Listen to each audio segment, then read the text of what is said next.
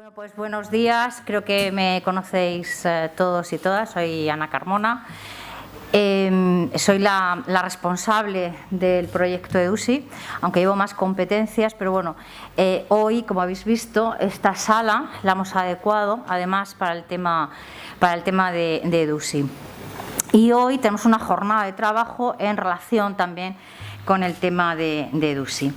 Como podéis ver, no estoy sola, estoy muy bien acompañada. Y está conmigo el profesor José María Coronado Tordesillas, que es profesor titular de urbanismo de la Escuela de Ingenieros de Caminos, Canales y Puertos de la Universidad de Castilla-La Mancha, que José María estaba deseando de conocerte porque la alcaldesa, después de tu implicación en el proyecto del nuevo paseo, no dejaba de hablar de ti. También me acompaña la profesora Rita Ruiz Fernández, que es profesora del Departamento de Urbanismo y Ordenación del Territorio de la Escuela de Caminos, Canales y Puertos. Bienvenida, Rita, a nuestra ciudad. Y déjame decirte que cuando he leído tu currículum he sentido mucha envidia de tu formación y que me parece que es un lujo teneros, además, a los dos hoy aquí. Además, que la universidad esté presente en estas charlas y que nos acompañe, me parece una unión, una alianza entre administraciones bastante interesante. Reconozco, profesores, amigos y amigas, que cuando vi que ibais a dar una charla de urbanismo táctico pensé, ¿eso qué es? Es lo primero que pensé. Como soy bastante curiosa, indagué y al final entendí que el urbanismo táctico es humanizar las ciudades. Y creo, además, que llevamos aplicando en el Ayuntamiento de Puertollano alguna de esas medidas, como por ejemplo, que me corrija el jefe de la policía, cerrar el paseo el domingo por las tardes para que los hombres, mujeres, niños y niñas del pueblo lo podamos disfrutar. Decía uno de los personajes de la película La Gran Belleza, dice: algunas cosas son muy complicadas para entenderlas una sola persona. Yo creo que cuando la oí la frase no la entendí. Después de vivir la pandemia creo que la he entendido un poquito más. Y es que el virus de pronto cambió nuestras vidas. Puso nuestras casas como el centro de nuestras vidas, así, de repente, sin más. Yo creo que a todos nos gustan mucho nuestras casas. Yo reconozco que mi casa es mi cueva, mi refugio, es parte de mi intimidad y además, pues, si vais a mi casa y la veis, decís, es parte de mi personalidad, se reflejaría, me veréis reflejada. Pero pasar un confinamiento en la casa, pues bueno, yo la relación que tengo con ella es de que estamos muy enamorados, pero lo vamos a dejar durante un tiempo. Creo que nos ha hecho cambiar la concepción que teníamos de muchas cosas el tema de la ciudad. Yo recuerdo que cuando se produjo la desescalada, que os acordáis que fue por el mes de mayo, que de pronto nos dijeron que podíamos salir con franjas horarias, y estábamos en la comisión COVID, donde también estaba el jefe de la policía, y no sé, Antonio, si te acuerdas de esa anécdota que preguntó la alcaldesa el primer día: Antonio, ¿ha habido alguna incidencia? Y el jefe de la policía dijo: no, ninguna. Nunca sabía que había tantos corredores en Puertollano, porque creo que habíamos salido todos a correr a la calle, necesitábamos buscar la calle. De pronto, yo creo que vimos la visión que tuvimos de las calles, de los espacios públicos, fue completamente distinta. Yo reconozco que me he encontrado una ciudad que tenía sonidos, que he descubierto caminos, plazas, parques a los que no había ido, en lo que nunca me había fijado. Yo creo que de repente escuchamos a la ciudad y la ciudad nos estaba diciendo cosas. De hecho, nos está pidiendo cosas. Reconozco que soy muy fan del Pozo Norte. Fijaros, si lleva el Pozo Norte tiempo. Bueno, pues creo que mis relaciones sociales son el Pozo Norte. Si queréis encontrarme, me podéis encontrar en el Pozo Norte. Me sé todos los caminos del Pozo Norte. Fijaros cómo al escuchar hemos transformado la ciudad, nuestros hábitos incluso, y yo creo que eso es uno de los retos de esta nueva normalidad que estamos viviendo. Esta nueva normalidad que es mentira, que estamos en otra etapa, como bien sabéis, bastante más diferente de la que hemos estado, pero bueno. Bueno, pues como decía, eso es... por eso habíamos preparado este taller, el taller de urbanismo táctico, y por eso José María y Rita nos van a hablar de cómo las actuaciones, o cómo puede haber determinadas actuaciones que han causado, que pueden causar un impacto social, cultural y económico, reabriendo el debate sobre el modelo de ciudad, que es un poco lo que nos estamos planteando. Estas intervenciones rápidas pueden además adquirir un carácter permanente para favorecer mejoras urbanas y de salud pública, ya que en muchos casos, lo decían ellos ahora también cuando los estamos oyendo ahí, que Julio les hacía la entrevista, recuperar espacios dedicados a los peatones en lugar del tráfico, con beneficios evidentemente a la salud y el bienestar de la población. Yo creo que hablar de un taller de urbanismo táctico es decir que nada es como era y que nosotros no somos los mismos. Os dejo con ellos. Se está grabando. Antes de decir que, bueno, que me voy a marchar porque tengo una junta de portavoces que la hemos puesto de manera rápida esta mañana. Y os voy a dejar con ellos sabéis que el encuentro va a ser grabado, por tanto estaba muy interesada en avanzar sobre ese tipo de urbanismo del que no vais a hablar, con lo cual os voy a escuchar, es lo que quería deciros. Así es que os dejo con ellos y espero que tengáis un buen día y que la jornada sea interesante. Muchas gracias. Bueno, pues lo primero, por supuesto, agradecer la invitación a Ana, a Pepe, al resto del ayuntamiento y la oportunidad de participar y estar aquí con vosotros. No nos lo hemos planteado como una clase muy ad hoc, no sé. Le decía antes que nuestro objetivo es agitar las mentes. Nosotros venimos de la universidad a agitar mentes, tampoco venimos a sentar cátedra ni a decir las cosas hay que hacerlas así o asado. Entonces, en esa idea, tomaros esto como una invitación a reflexionar y a plantearnos cómo tienen que ser las ciudades y qué podemos hacer, qué está en nuestra mano y qué no. Y esto viene a partir de la aparición del automóvil. El automóvil supuso un cambio de paradigma. No sé si reconocéis el lugar, eso es la Plaza del Campidoglio de Roma. Ahí Marco Aurelio, que creo que es el emperador que está, no sé exactamente, está disfrutando del automóvil, en un momento en que el automóvil es una nueva innovación que viene a cambiar el mundo, y de hecho lo ha cambiado y tiene muchas ventajas, y no seré yo quien esté en contra del automóvil como invento. Pero claro, a todos ver coches ahí en esa plaza, si habéis estado en Roma, es sorprendente, ¿no? Cuando yo se lo enseñé a un compañero, también dice, pero si ahí no solo se puede subir por escaleras, digo, pues por algún lado habrán subido. Claro, aparece el automóvil y aparece un nuevo paradigma, aparece una nueva necesidad y nos empezamos a adaptar a ella. Y en eso los ingenieros de tráfico, los ingenieros de movilidad, los ingenieros de caminos, fuimos muy responsables, muy responsables. La I la ponéis, la vais poniendo al lado que os apetezca. Fuimos muy responsables porque, claro, había una nueva necesidad y habría que responder a esa necesidad. Y el tráfico es una necesidad creciente, y eso respondemos básicamente por dos vías: aumentando la capacidad de las vías, que puedan pasar más coches, y aumentando la capacidad de aparcamiento, que puedan aparcar más coches, porque tenemos una demanda a la que hay que responder. Esa imagen de ahí, supongo que conocéis todos la calle, no sé si la conocéis, está en Málaga, es una calle muy famosa, se llama la calle Larios, la ponen con luces en Navidad, es una calle fantástica, llena de tiendas y de turistas.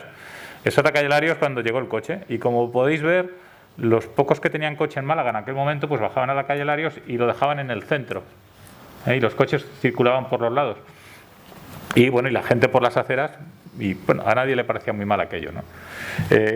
Claro, este nuevo vehículo nos hace cambiar las ciudades, adaptamos la legislación, adaptamos la normativa, nos inventamos una cantidad enorme de regulación. El espacio público se regula, y aquí el jefe de policía seguro que lo sabe, porque tenemos que convivir con este vehículo, y aparecen las normas. Ahí veis uno de los primeros semáforos de Madrid, medio manual, ¿no? Que el policía va cambiando el sentido de los coches.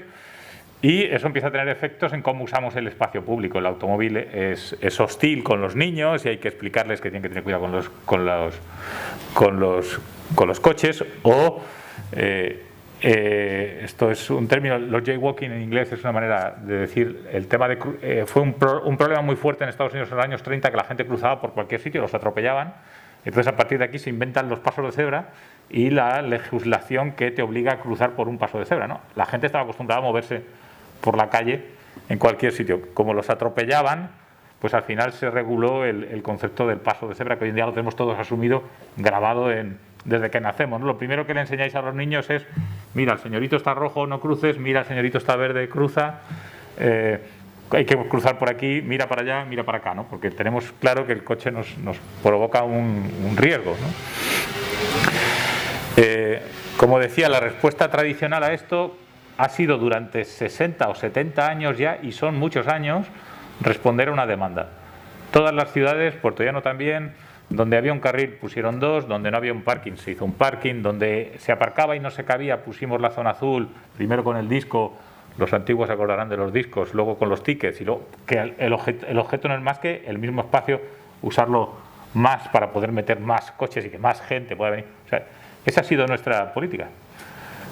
Y eso nos ha llevado a las ciudades en general a un callejón sin salida. En realidad, después de 70 años de actuar en una línea, no hemos terminado de resolver nada. Y no hemos terminado de resolver nada no porque seamos inútiles, lo hemos hecho muy bien. Hemos conseguido un éxito, hemos conseguido que la gente se mueva bien en coche. Y claro, si te mueves bien en coche, pues ¿cómo vas a ir a los sitios? Coche. Pero claro, eso tiene un precio. El precio es que sacrificas el espacio público y sacrificamos las ciudades. Y claro, al llegar aparte de eso, están apareciendo otras sensibilidades, otros problemas, ¿no? Que es cambio climático, la contaminación, la recuperación de la calle más vivible, y en esas estamos. Y hemos llegado a ese cambio. Necesitamos un cambio, hemos llegado un poco a una situación de vía muerta, ¿no? Porque claro, lo que hicieron las grandes ciudades fue esto, lo conoceréis todos, esto es el Scalestri de Atocha, esto es Madrid, que sí, visto desde arriba es casi bastante espectacular, y a mí casi, hasta que como ingeniero casi que me gusta, pero claro, cuando lo ves desde abajo gusta ya menos, ¿eh? Este es uno de los pasos inferiores que había para cruzar entre lo que hoy es Atocha y el Reina Sofía, ¿no? A mí personalmente parece que lo que hay ahora tampoco está demasiado bien, porque hay un semáforo que tiene que cruzar en dos fases y hay que ser un poco atleta para conseguir llegar en una sola fase, pero bueno, está mejor que esto. Y pusimos esto en las grandes calles, esto es Barcelona, es una de las rondas de Barcelona, pero también en las calles pequeñas. Y esto es de un tuit de uno que se quejaba en Madrid. Esto es una calle que puede ser Madrid, pero puede ser Puerto Llano, puede ser cualquier sitio, ¿no? Al final, aquí nos sigue pareciendo lógico esa calle. Mucho espacio para el coche aparcado, más espacio para el coche que circula, y lo que queda para las personas, ¿no? Las personas que se han bajado del coche o las que no tienen coche.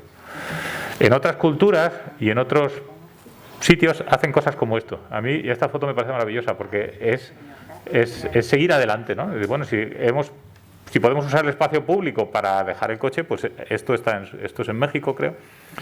Pues aquí hay uno que ha dicho, pues ya aquí ya me hago yo la plaza de aparcamiento, ¿no? Me apropio el espacio público, que en cierta medida el aparcamiento no es más que una apropiación del espacio público temporal.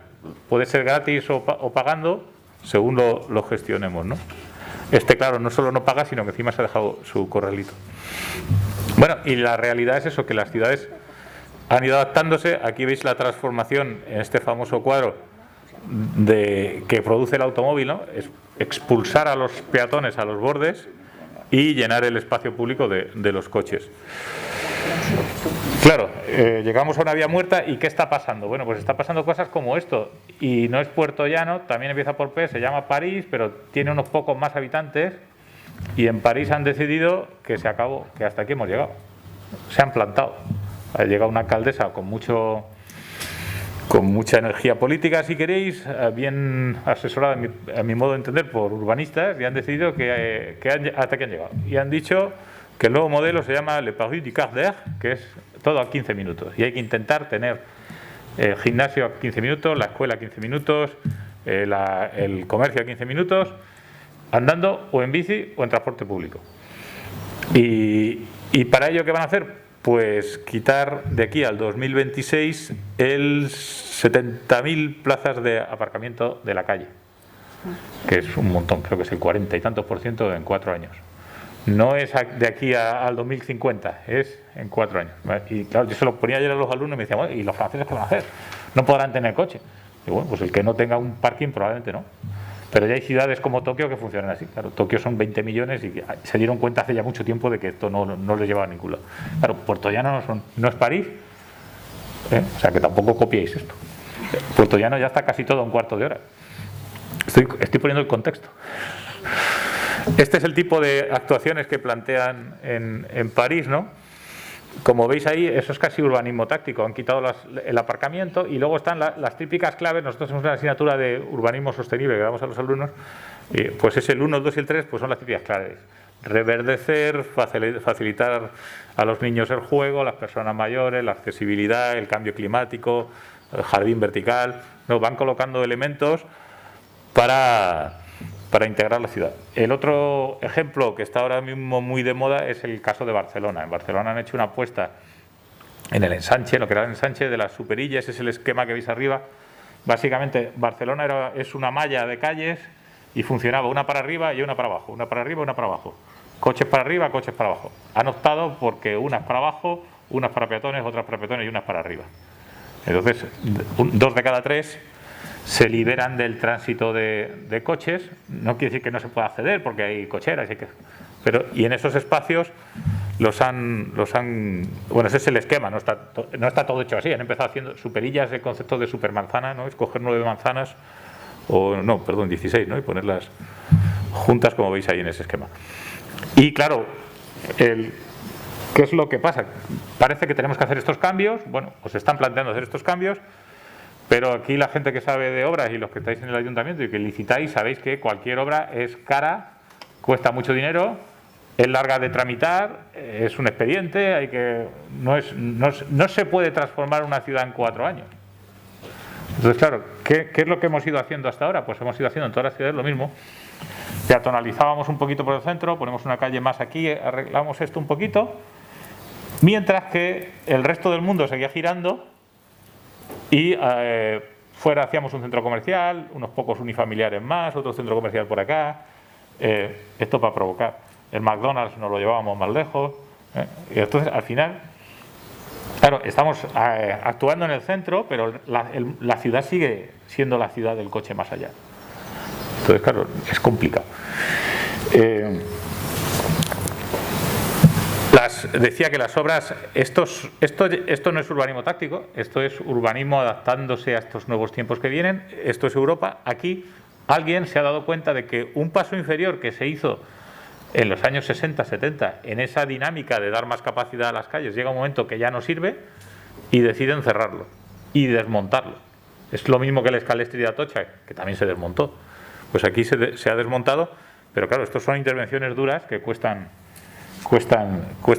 dinero. Entonces, vamos a hablar, y ya le cedo la palabra a Rita, del urbanismo táctico, que tiene que ver con poder hacer las cosas muy rápido y por mucho menos dinero, con sus ventajas y sus inconvenientes. Muy bien, pues muchas gracias, José María. Bueno, pues efectivamente José María ha hablado o ha esbozado algunas de las características del contexto que ha hecho que se genere este nuevo término de urbanismo táctico. Lógicamente, en el lugar donde todas estas situaciones son extremas, es decir, una invasión tremenda por parte del vehículo, un consumo de recursos, en este caso del suelo, absolutamente inviable, es Estados Unidos. Es por esta razón que fue allí donde se acuñó por primera vez el término en el año 2010, concretamente en una reunión mantenida en Nueva Orleans con un grupo de urbanistas que se denominaba New Generation of New Urbanists. En este contexto surge la figura de Mike Lydon, que va a ser una figura fundamental para contextualizar teóricamente el urbanismo táctico, y es el autor, además, junto con Anthony García, de una una de las primeras guías que se publica en el año 2012 sobre urbanismo táctico, cuya lectura recomiendo, y a la que le han seguido otra serie de publicaciones que básicamente lo que hacen es recoger experiencias internacionales de otros países y de ciudades concretas que han llevado a cabo diferentes intervenciones de urbanismo táctico. El urbanismo táctico también se puede denominar, y de hecho pues resulta en ocasiones un poco confuso, lo veis al final de este párrafo, como guerrilla urbanism, pop-up urbanism, city repair, o con estas siglas, la DIY, do it yourself urbanist. Ahora bien, ¿cómo se define? Bueno, pues en el libro se recoge algo similar a una definición, que puede ser esta, y que os voy a leer. Dice: son acciones a corto plazo que buscan generar cambios a largo plazo, promoviendo el desarrollo de capital social entre ciudadanos, construyendo capacidad de organización entre instituciones público-privadas, no lucrativas y ONGs. En este mismo libro se habla como antecedentes del urbanismo táctico, o se remontan esos antecedentes al siglo XVI, hablando de la historia de los buquinistas. Los buquinistas eran vendedores ambulantes de libros que instalaban sus puestos en las inmediaciones del río Sena, en París. Claro, todo esto provocaba pues grandes protestas por parte de los libreros que tenían una tienda física, de modo que a lo largo del siglo XVII, a mediados del siglo XVII, se suspende su actividad, se prohíbe, para después volverla a permitir pocas décadas más tarde, de tal manera que incluso en el siglo XIX ya se autoriza la utilización del espacio público por parte de estos buquinistas, e incluso se llega a reglamentar el tamaño de los cajones que utilizarán, cajones que, como a modo de anecdótico, son hoy protegidos o declarados Patrimonio Mundial de UNESCO.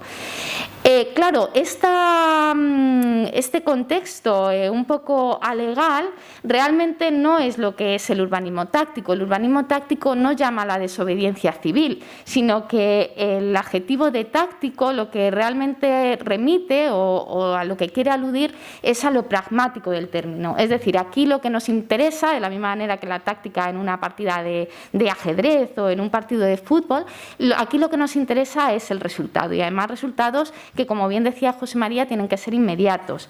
Aquí utilizo una frase de José Fariña que dice: a diferencia de las grandiosas ciudades soñadas por la modernidad, el urbanismo táctico se conforma con impulsar proyectos pequeños pero factibles. El urbanismo táctico pasa de la era de los soñadores a los hacedores. Me parece fundamental esa frase.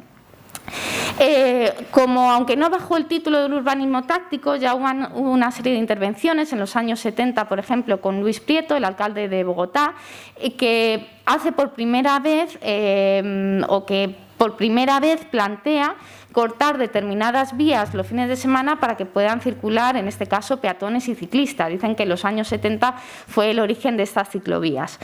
También, por ejemplo, se puede decir que el urbanismo táctico se empezó a aplicar en París, en este caso a principios de siglo, con la construcción o la creación de esas playas en las orillas del río Sena.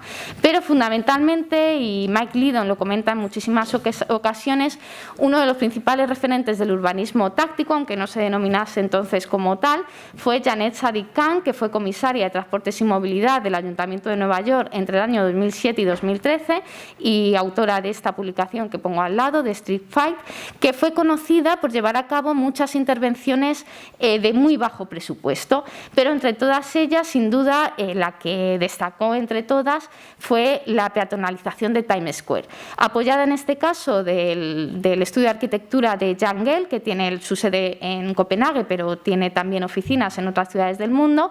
Pues lo que hicieron fue una intervención gradual. Al principio, únicamente, estas intervenciones consistieron básicamente en pintar el pavimento, en instalar unas tumbonas donde previsiblemente se iba a actuar, y con el paso del tiempo finalmente se concluyó peatonizando una de las zonas con mayor tráfico de toda la ciudad. Janet fue en parte criticada pues, por expertos, por técnicos de la administración, por la precariedad de sus intervenciones, que, como decía antes, eran de muy bajo presupuesto, pero sin embargo fue tremendamente apoyada por la ciudadanía, y es que por primera vez se pudieran utilizar espacios públicos que hasta ese momento habían quedado infrautilizados o incluso donde había mucha delincuencia, y los norteamericanos, en este caso los neoyorquinos, pudieron también utilizar una red de vías ciclistas ciclistas en detrimento del vehículo. El resultado del gobierno, del tiempo en el que estuvo en el mandato Janet, fue que en la ciudad de Nueva York se construyeron 650 kilómetros de carriles bici, 50 peatonalizaciones y todo ello con menos de un 1% del presupuesto municipal. Ahora bien, ¿qué ventajas tiene el urbanismo táctico? Bueno, pues en primer lugar es que es un urbanismo experimental. Es decir, frente al urbanismo más tradicional, en el que si se hace una intervención que no es aceptada por la ciudadanía, pues bueno, pues desmantelar cualquier obra es muy complicado. En este caso podemos probar a peatonalizar calles. En este caso, bueno, pues es una intersección, una rotonda, en el que se cambia el sentido de una de las circulaciones para permitir dar mucho espacio al peatón. Con lo cual son actuaciones que pueden ser reversibles. Claro, todo lo que tiene que ver con el tráfico, pues es verdad que está mal visto, aunque también, como decía José María, en muchas ocasiones dignificar la ciudad va a suponer robarle espacio al automóvil. Pero bueno, una cuestión que yo planteo siempre a mis alumnos, les pregunto quiénes de ellos tienen carnet de conducir y quiénes de ellos, y entonces bueno, pues levantan la mano unos pocos, y quiénes de ellos son peatones. Claro, todos en algún momento de nuestra vida diaria somos peatones. Luego, ¿por qué no dar más prioridad al peatón frente al automóvil? Es un urbanismo instantáneo frente a, como ya adelantaba José María, todo lo tedioso que son pues el concurso de una obra, luego la propia construcción, etcétera. En este caso, en unos días podemos dar solución. Aquí muestro un cruce con una cierta inseguridad por falta de orejas. Es de muy pequeña escala. Podemos intervenir en una calle, en un área que quizás esté algo infrautilizado, etcétera. De muy bajo coste. Aquí, pues las bobinas, como veis aquí, los palés, la pintura, son nuestros principales aliados. Luego, como entenderéis, el riesgo es mínimo. Y es también muy sostenible, no solo por lo anterior, por utilizar materiales reciclados para su construcción, sino también porque en gran medida lo que hace es fomentar tanto modos alternativos al vehículo, pues patinetes, bicicletas, y fomentar también ¿cómo le podría decir? Pues los paseos a pie, ¿no?, por parte de los peatones.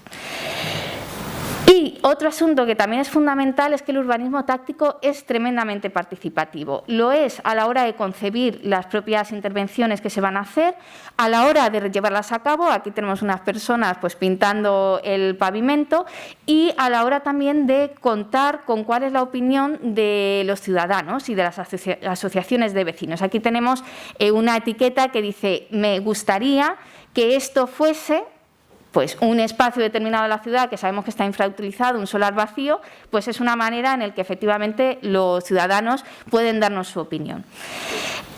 Con esto que se consigue, con esta participación ciudadana, bueno, aquí tenemos una intervención en Río Negro, en Colombia, pues es esto tan importante que es fomentar el sentido de pertenencia por parte de los habitantes de una determinada ciudad.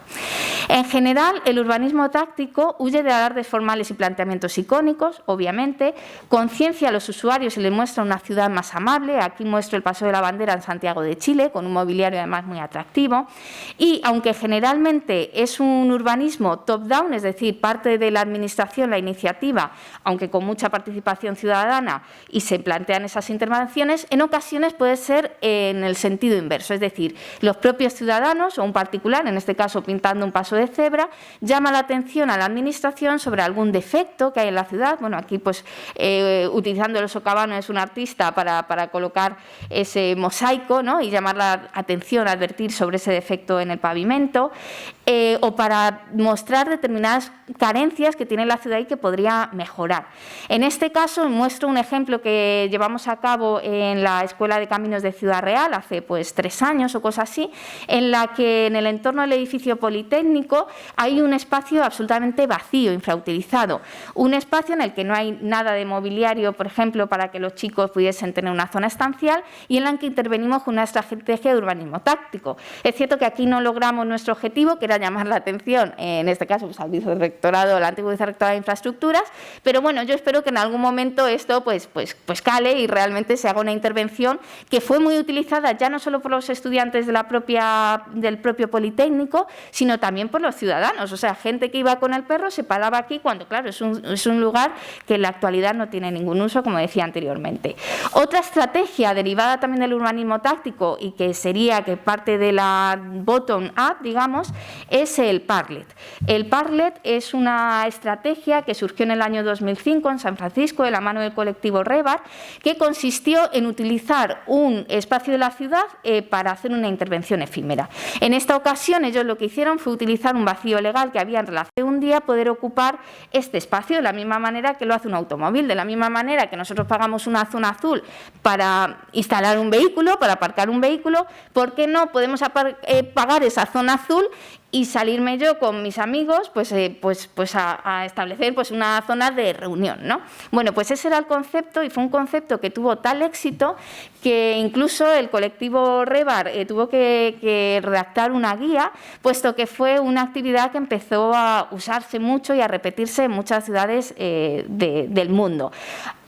También incluso se establece un día nacional, un día mundial del Parlet, que es el tercer viernes de cada mes de septiembre, con lo cual, pues hago también una llamada por si en alguna ocasión queréis hacer un Parlet. Yo creo que ese es el día más idóneo. Y fijaos aquí, nosotros lo hicimos, lo que pasa es que no lo hicimos el 21 de septiembre, lo hicimos un poquito más adelante porque no nos dio tiempo a prepararlo con los alumnos. Hicimos un Parlet, de nuevo muestro un ejemplo de Ciudad Real, en la calle Paloma, que es una calle muy concurrida en la que no hay nada de mobiliario urbano, y bueno, aunque fue una intervención muy efímera, porque en este caso ni siquiera un día, fue solo unas horas, lo cierto es que tuvo mucha aceptación por parte de los viandantes. Además teníamos este panel que pongo aquí, ¿a qué te gustaría que se dedicase este espacio?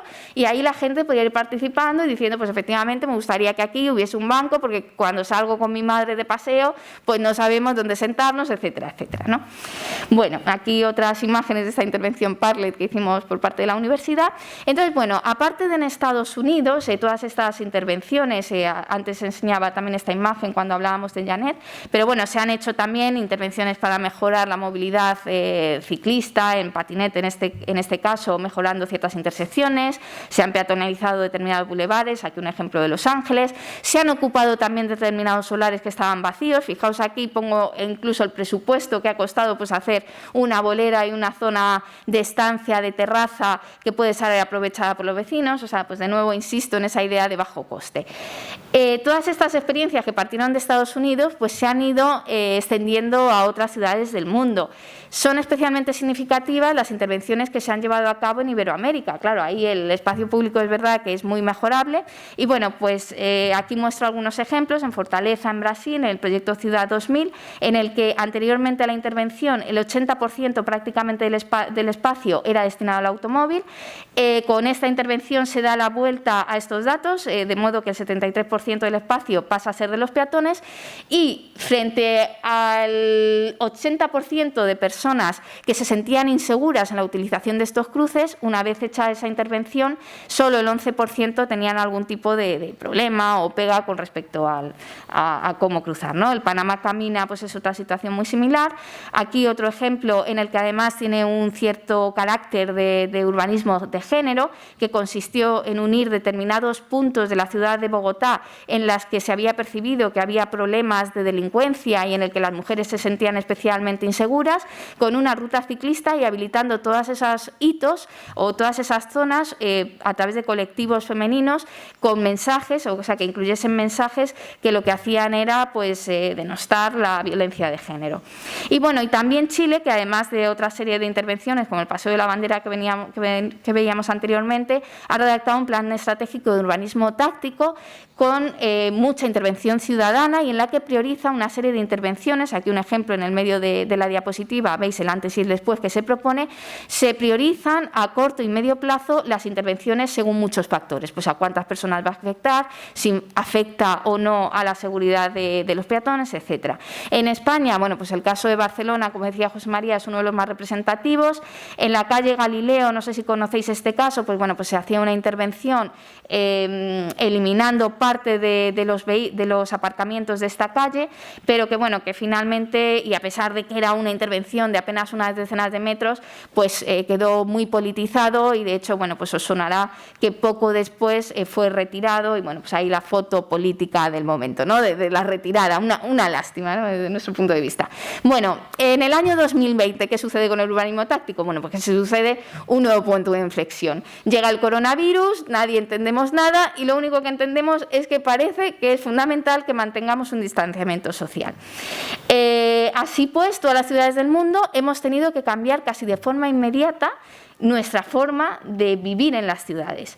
Estas 4 tipos de intervenciones que se han hecho de forma táctica se pueden englobar básicamente como en 4 grupos. El primero de ellos sería la mejora e incremento de espacios peatonales y estanciales, la reconversión de espacios públicos para adaptarlos a las nuevas exigencias requeridas por el virus, nuevas redes ciclistas que se denominan como pop-up bike lines mayoritariamente, y la creación de áreas y calles pacificadas. Con respecto a lo primero, cómo adecuar ciudades pues a las nuevas exigencias de separación y demás. Bueno, pues aquí tenemos cómo espacios residuales del automóvil pues efectivamente se unen a las calles, se amplía el espacio peatonal en Auckland, por ejemplo, en Nueva Zelanda, o en Milán.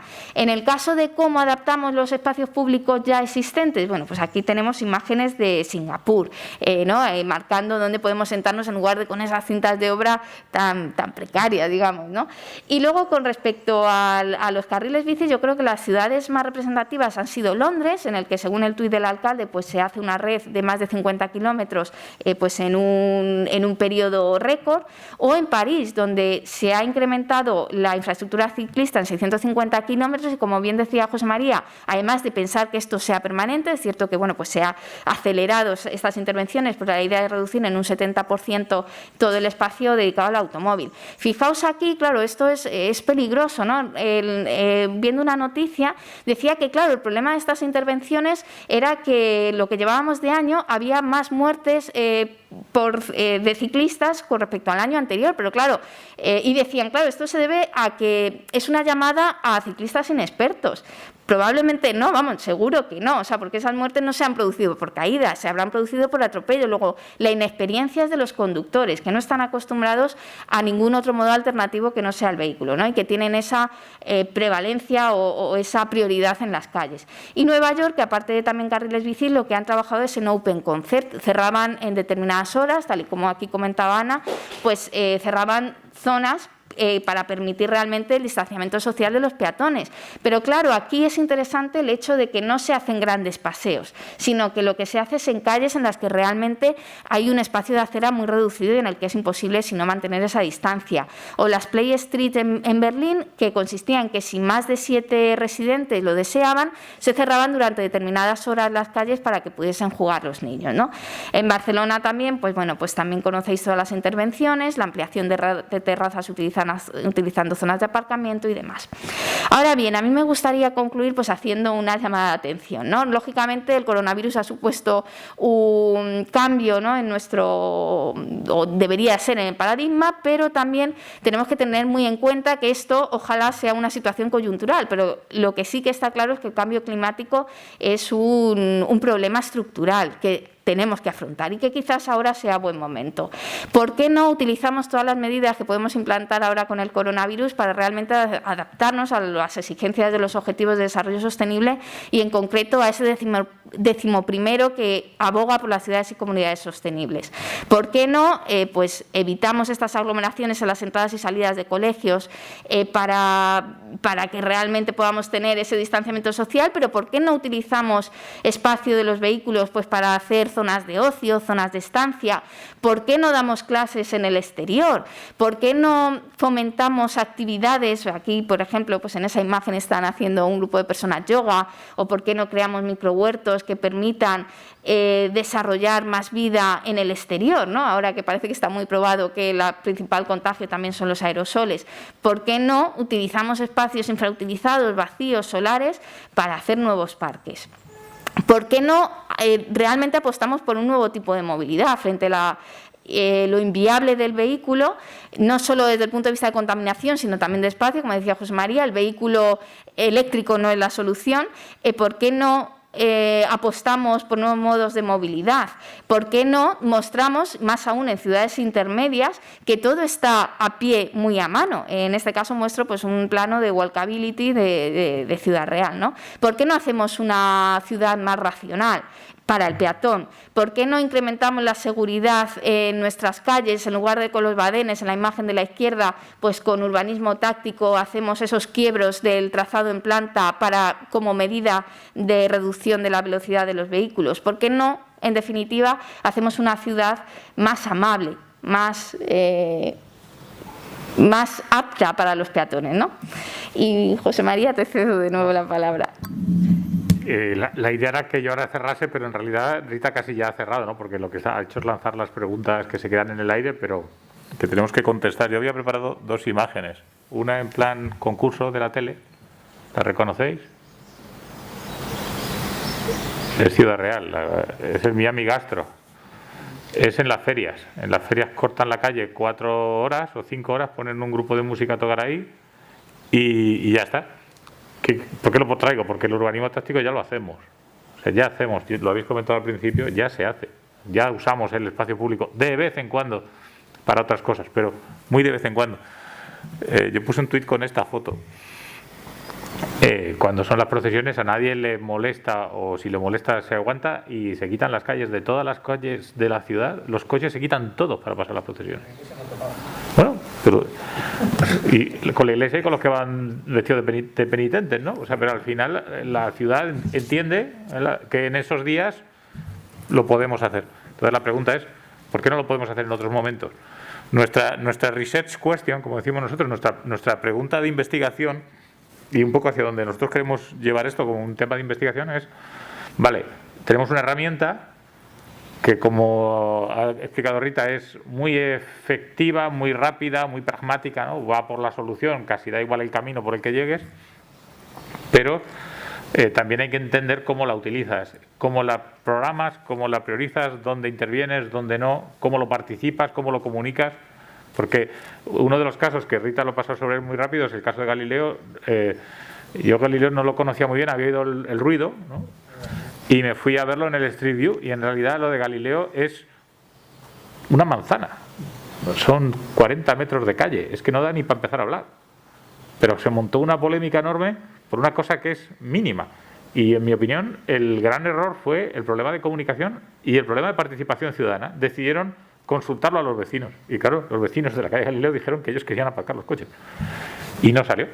Y claro, los que lo promovían, que iban en plan modernos y avanzados y ay, mira que somos guays y vamos a hacer aquí urbanismo táctico y verás que bien, pues los propios vecinos no lo querían. A lo mejor no lo supieron explicar bien, o a lo mejor es que no estaba bien elegido el sitio. A lo mejor no hay que hacer urbanismo táctico en la calle Galileo, a lo mejor hay que hacerlo en otros sitios. Por eso yo creo que el debate y la reflexión es cómo seleccionamos los lugares, qué tipo de intervenciones hay que hacer, cómo se comunican, cómo se participan, y en eso todavía hay mucho camino por andar. Para nosotros es un reto de investigación en ese sentido, ¿no? Y entiendo que para vosotros, si al final os animáis o a raíz de esto os planteáis que se pueden hacer cosas, por ahí andarán los problemas. Porque claro, y acabo con esto, pero es que si París y Nueva York puede y en Bogotá pueden, porque aquí no podemos. También es cierto que aquí estamos mucho mejor. O sea, en Sudamérica y en Estados Unidos lo hacen porque están fatal. Allí no hay espacio público, no hay una plaza en toda la ciudad, no hay un sitio de convivencia, y como sociedad están casi enfermos, necesitan lugares de estar juntos, ¿no? de empezar a construir comunidad.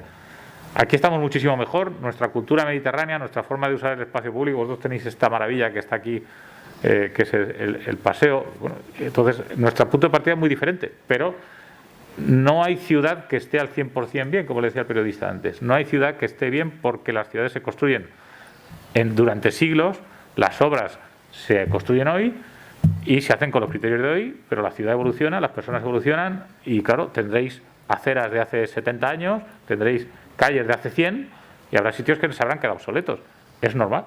Pues esto es una oportunidad para meterles mano. Y yo creo que, bueno, nuestra idea es que nos contéis vosotros cómo o sea, no sé si yo tengo que hacer aquí de moderador, pero a mí me encantaría que supongo que unos estaréis más familiarizados con ello, ¿no? Y que nos contéis cómo lo veis.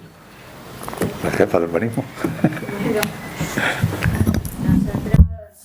Aquí alguna acción de urbanismo táctico se ha hecho, como cerrar calles para aprovecharlas para los ciclistas y patinar, y aquí en el paseo y también en el recinto ferial. Pero claro, por ejemplo, ahora mismo con esto, nosotros los dos cerros que tenemos, sobre todo el cerro de Santa Ana, tiene mucha vivienda, con vivienda baja, con calles muy estrechas, pero todo el mundo tiene que tener aparcado su coche en la puerta. Entonces, casi el peatón no tiene nada de sitio para poder ir por esas zonas. Tampoco tenemos ni plazas, ni espacios verdes, ni nada en esas partes, sobre todo en esta calle de Santana. Y esto podría ser, para poder hacer alguna actuación en algunas de las calles, eliminar los vehículos, pintar, intentar ver en ciertas intersecciones que se aproveche el espacio para el peatón, a ver cómo funcionaría. Vamos, eso lo dejo ahí caer. Sí, siempre, yo he tenido siempre hay calles que sobran. Sí, O sea, eso. porque claro, las ciudades no se proyectan. Las ciudades, bueno, sí, Barcelona, pero en general las ciudades tienen un crecimiento orgánico, se van abriendo calles y los procesos son muy complejos, tienen lógica, no son aleatorias, pero luego siempre hay calles que sobran. Siempre hay una calle que sobra un pico, siempre hay una calle que si la cortas no pasa nada, otras que no. El Space Syntax, no sé si conocéis la herramienta esa, sirve para detectar este tipo de situaciones.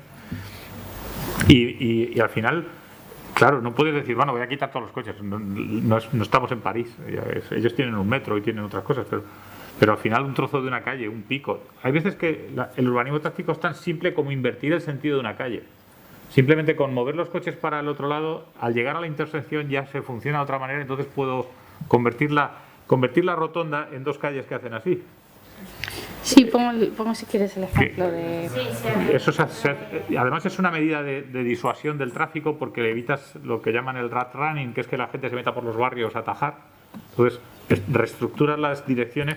Claro, es ir en contra de lo que hemos estado haciendo de toda la vida. De toda la vida se ha intentado que se pueda pasar bien por los barrios. Aunque no siempre, los barrios se ha intentado preservar del tráfico, ¿no? Entonces, una estrategia es: voy a intentar que el tráfico de paso no me cruce por aquí. ¿Cómo lo hago? Invirtiendo sentido. Si antes la calle iba así, pues ahora va así hasta acá, pero de aquí para allá también va para allá. Entonces, si quieres cruzar, te complico la vida, ¿no? Sí.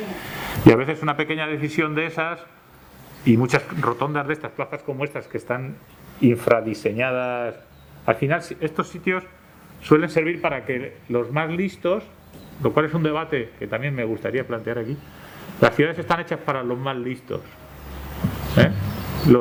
Voy a provocar. ¿Puedes apagar la cámara? No. Los tontos pagamos la hora. Los más listos aparcan en doble fila en la plaza. Los tontos pagamos la hora. Los más listos aparcan en la esquina de la plaza donde no se puede, pero parco. Y como la policía es incapaz, porque no podéis, y seguro que ni aquí ni en ninguna ciudad del mundo es capaz de hacer cumplir las normas de tráfico. Y como somos incapaces, nos gastamos un dineral en poner volardos. ¿A cuánto sale el volardo? Sí. No, pero ¿cuánto cuesta? Vosotros ponéis... Hay volardo, ¿no? Aquí también habrá. Sí, claro. Yo se lo decía a mis alumnos el otro día, ¿cuánto cuesta un volardo? Y me metí en un cuadro de precio de obra para ver lo que cuesta un volardo. ¿Das tú la cifra más o menos? 100, 200, según lo bonito y lo bueno que sea. Sí, pero uno y otro, y uno cada 2 metros, porque de vez en cuando hay un señor que se sube en la acera. Exactamente. Oye, nos cuesta, ese señor nos está costando 2.000 euros. Pero nos parece lo más normal del mundo. Eso lo hemos hecho nosotros en 2 intervenciones de no hace mucho tiempo. Las hemos llenado de volardos y tenemos todos los volardos puestos muy bonitos. Claro. Para que no se suba ningún coche. Ahora, luego lo que tengamos que pagar el mantenimiento ya será otro. Un poco perseguimos a Caterina cosas, ¿no? Claro, no es un poco Las cosas, en vez de que... es lo que quería, la conciencia que os quería remover. En realidad, yo os dije que he venido a provocar, no me lo tengáis en cuenta, ¿eh? Yo soy un tío muy simpático, lo vamos a tomar una cerveza si queréis. Rita es peor, por eso está callado. No, os decía que en realidad es así, ¿no? Un poco el que cumple es el que paga, porque si tú quieres hacer las cosas bien te vas a aparcar más lejos, pero si te da igual, pues te subes aquí y ahora, si son 5 minutos, son 5 minutos. Había otra campaña que hacían los ciclistas alemanes, era aparcar la bici en mitad de la calle y decir, irse a comprar el pan. Y cuando llegaba un coche y no podía pasar, decía, no, tranquilo, que son 5 minutos. Porque es lo que la gente hace en los carriles bici, les bloquean los carriles bici cuando van a aparcar, ¿no? Pero yo os lo decía en ese sentido, ¿no? El urbanismo tradicional es defensivo, porque nos tenemos que defender del que invade el espacio público, y eso tiene unos costes que son muy altos, y con lo que nos cuestan los volardos de cualquier intervención, y me parece normal que lo pongáis, pues lo ponemos todo. Yo les digo a los alumnos... Se pone porque es que, pues lo que decís, que la policía no puede estar todo el día en todos los sitios porque es inviable. pero claro, luego te encuentras con que hay que mantenerlo y con espacios que tampoco son del todo amables. Efectivamente, sí. No se crea un espacio agradable para viandantes, tanto todo lleno De palitroques. de palitos, nada así. Luego para los que tienen discapacidad es un problema. O incluso para una persona con un carrito, que lleva los carritos con los niños Sí. y no pueden pasar. Claro. Al final lo ponemos como para proteger al peatón y vamos en contra de ellos. Efectivamente. No proteges al peatón. Eso es. Estás protegiendo al coche. Sí. Le estás Sí. dando el espacio al coche que es suyo. Que una persona, porque además, claro, fijaos que los vehículos de alta ocupación en esos carriles BAU de Madrid, vehículos de alta ocupación son con 2 personas. O sea, si miramos a la ciudad, el 90% de los coches van con una persona. Y claro, una persona que ocupa una superficie de ¿cuánto? Pues de 5 metros cuadrados.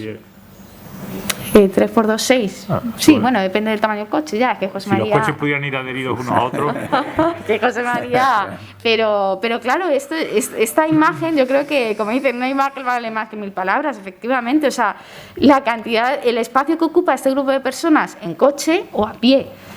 Y entonces, claro, que asumamos que una persona, porque vaya en coche a recoger a su hijo, tiene que ocupar una parcela de X metros cuadrados.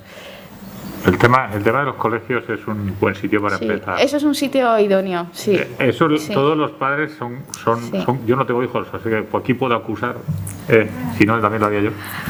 Yo he visto a los padres parar en la puerta del colegio y quedarse viendo cómo el niño se mete dentro y hasta que el niño no se ha metido dentro no salir.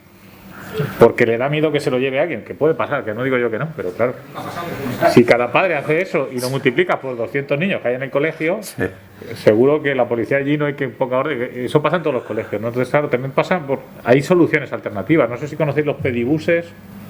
Los pedibuses son sistemas en los que hay como paradas de autobús, pero lo que se recoge ahí son niños. Y entonces hay un monitor que va recogiendo niños. Y todos los niños van andando al colegio, cosa que yo hacía y cosa que muchos de vosotros habéis hecho, pero que no lo dejáis hacer a vuestros hijos. Entonces, aquí sí, lo digo para provocar, pero entendéis un poco por dónde voy, ¿no? O sea, entonces, en ciudades grandes hacen eso, entonces tú ya no tienes que llevar al niño al colegio, lo tienes que bajar abajo, a la parada del pedibús, y luego allí lo recogen y se van todos juntos. Cuando los niños además van todos juntos son mucho más seguros, porque el tráfico, tú cuando ves 10 niños juntos, ya, si ves a uno, entonces eso funciona y lo están haciendo en muchas ciudades. Al final es que las asociaciones de padres se organizan. Bueno, se puede, esas soluciones hay. Y eso también lo hacen en bici. No tanto en España, pero en otros sitios se organizan itinerarios en bici que van todos los niños juntos. Aquí tenéis los colegios en el centro, pues no necesitáis eso, porque estarán más cerca. Sí, lo que pasa es que hay también mucha vivienda en la periferia, hay vivienda en la periferia, no mucha, pero en los barrios que se han ampliado hacia el norte de Puerto Llano, que son vivienda muy familiar, es donde se ha ido a vivir pues gente con un nivel medio y más joven que tienen niños, y que en vez de llevar al colegio, a los colegios que tienen más cerca, los traen aquí al centro. Entonces eso provoca que Sí, lo que pasa es que a lo mejor, claro, lo que tenemos que empezar a entender es que no podemos aparcar, o sea, de puerta a puerta, o sea, a lo mejor tiene que haber unas bolsas de aparcamiento disuasorio que se aparque ahí, que de ahí se vaya andando, ¿no? Pero claro, efectivamente, o sea, sí, como dice José María, tampoco nosotros queremos, o sea, nosotros hemos venido en coche, o sea, que no podemos tampoco... Y os he venido lo lejos que he aparcado. Claro, o sea, si hay una emergencia, yo por favor que me lleven en coche, en una ambulancia, no que me lleven en bicicleta, o sea, que es lógico, ¿no? Que los coches no pueden desaparecer y que claro que también según el modelo de ciudad, pues somos dependientes, y ya no solo de ciudad, sino de poblaciones que hay en las inmediaciones, o sea, que el coche es inevitable, pero en la medida de lo posible, pues vamos a optimizar el espacio, pues eso generando quizás determinados aparcamientos disuasorios y favoreciendo más una movilidad alternativa. Claro, ahora mismo los patinetes, ¿no? Las bicicletas, pues están como parecen demonios sobre ruedas. O sea, claro, era lo que decía antes, vemos un coche que está, vamos, a mí me pasa con mis tías que son mayores y vamos paseando, hay un coche aparcado en un paso de cebra y tenemos que ir a otro paso de cebra porque van con carrito y no pasa nada. Ahora, como vean a un ciclista, un patinete por una calle peatonal, aunque vayan a 0,2 kilómetros por hora, es bueno, insultos no porque son muy calmadas, pero bueno, que no les pone muy nerviosas, ¿no? Entonces, bueno, pues es un cambio de mentalidad. Entonces sí, pues es un cierto cambio de mentalidad, pero se puede, sí. ¿Tenéis más preguntas? Bueno, como ellos no me conocen, yo soy Félix Calle, soy el concejal de Desarrollo Urbano Sostenible. Encantado.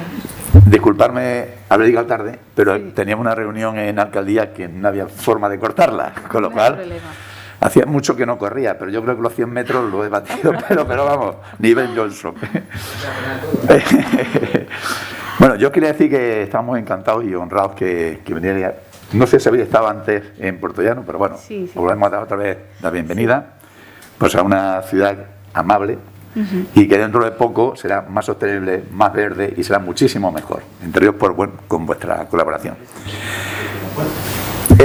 Como yo pensaba llegar temprano, pues quería plantear de que gracias a vuestro buen magisterio nos vais a ilustrar sobre qué es aquello de urbanismo táctico, no solamente para los profesionales, sino para los que no tenemos ni idea de eso.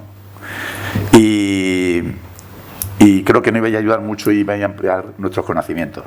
Ahora ya no digo que lo ibais a hacer, sino que ya lo habéis hecho, aunque he llegado un poquito tarde, ¿no? Sí voy a hacer una apreciación en cuanto a los coches que habéis hablado, que los papás llevan a los niños y al bar también vamos en el coche.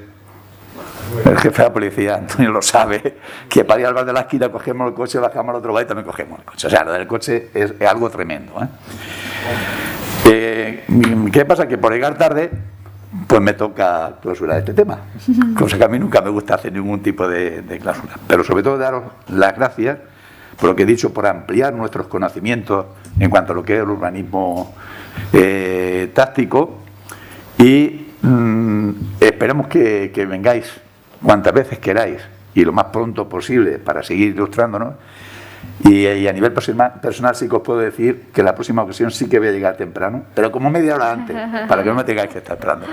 Así que muchas gracias y esperemos que volváis pronto. Muy bien. Gracias.